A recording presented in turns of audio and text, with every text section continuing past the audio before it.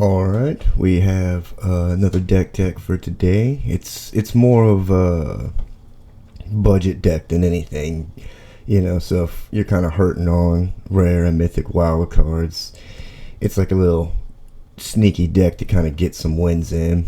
But what we're running is Basilica Skull Bomb in case you need to draw, but I find that the +2/+2 in flying and the additional draw turns out to be really helpful. Hotshot Mechanic, just because it's simply a cheap artifact to put into play. Lay Down Arms, in case you need to get rid of something. Maybe run a few more of these if you need. Swooping Lookout, for really cheap early artifact creatures, and being vigilant and flying kind of makes them really good turn one. Inscribed Tablet is another really cheap artifact, but if you're getting hurt on lands, as you saw in my games, they were never really giving me more than 3 or 4 lands. This will kind of help you get your lands out into play, or you could use it to draw a card. We also use the Mandible Justicar for the lifelink, and when artifacts come in to play under your control, he'll get +1/+1 until end of turn, which will super juice him up, get you some life back. Then there's Machiko's Reign of Truth.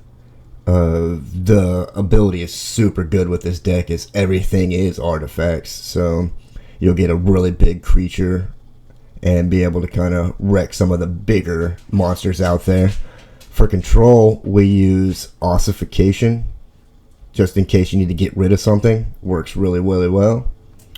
Veil of Assimilation is an amazing card. Every time an artifact enters the battle under your control, one of your creatures can get +1/+1 vigilance, which gets really strong when you have multiples of these out, so you're never really tapping, so you can kind of save yourself from the Wandering Emperor and other nonsense like that. Patchwork Automaton is just a really amazing artifact. He'll keep jumping and jumping every time you play anything, as everything is artifacts.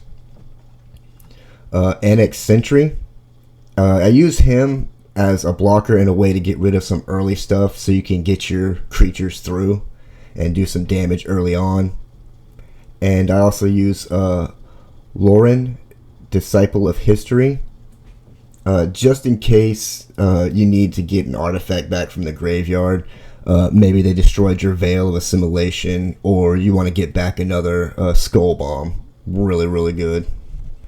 For lands, we use Iganjo. It's not necessary. I just like to have a little bit of utility, but it's not really necessary.